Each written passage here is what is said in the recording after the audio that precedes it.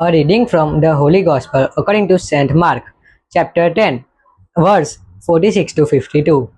At that time, as Jesus was leaving Jericho with his disciples and great crowd, Bartimaeus, a blind beggar, the son of Timaeus, was sitting by the roadside.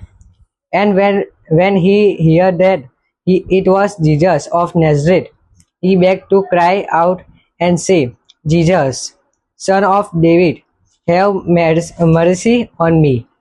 And Mary rebuked him, telling him to be silent, but he cried out of all more, Son of David, have mercy on me. And Jesus stopped and said, Call him.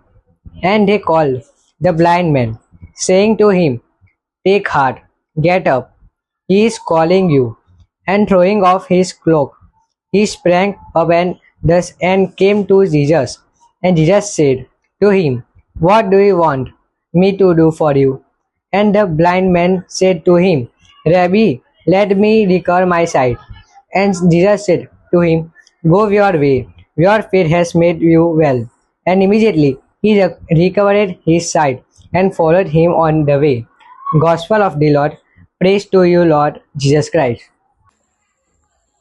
ઈસુની જય વાલા ધર્મજનો, આજના શુભ સંદેશમાં આપણે બાર્તિમાઈની વાત સાંભળીએ છીએ. પેલો અંધ વ્યક્તિ જે બૂમો પાડીને થાકી જાય છે અને કહે છે, દાવીદ પુત્ર ઈસુ મારા પર દયા કરો. મારા વાલા ધર્મજનો, જ્યારે તે બૂમો પાડે છે ત્યારે બધા લોકો એને શાંત કરાવે છે અને કહે છે, શાંત રાખ, શાંતિ રાખ. મારા વાલા ધર્મજનો, તે અંધ વ્યક્તિ વધારે બૂમો પાડે છે, પોતાનું કાર્ય બંધ કરતો નથી. આપણને કેટલી વસ્તુઓ છે જે રોકે છે દેવળમાં જતા કે પછી પ્રભુનું કાર્ય કરતા. કદાચ આપણી આળસ હોય, આપણા રસ્તે આવતા પથ્થરો હોય, કદાચ એ સંબંધરૂપી પથ્થરો હોય જે આપણને આડે રસ્તે લઈ જતા હોય, કદાચ આપણું વ્યસન હોય. પણ બાર્તિમાઈ રોકાતો નથી, એ વધારે બૂમો પાડે છે અને ઈસુ કહે છે, એને મારી પાસે બોલાવો.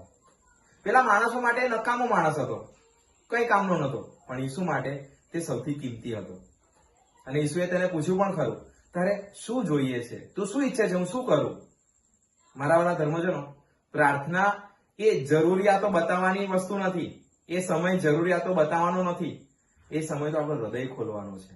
અને ત્યારે બાર્તિમાઈ પોતાનું હૃદય ખોલે છે, પ્રભુ મારે તો દેખતા થવું છે.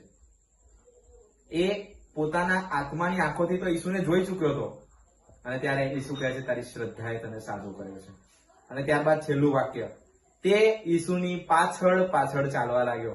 ઘણા ચમત્કારો આપણા જીવનમાં પણ થાય છે. કદાચ એ નાના નાના સફળતાના પગલા આપણે પ્રભુ થકી જ ભરીએ છીએ, પણ પછી ઈસુ પાછળ ચાલીએ છીએ ખરા?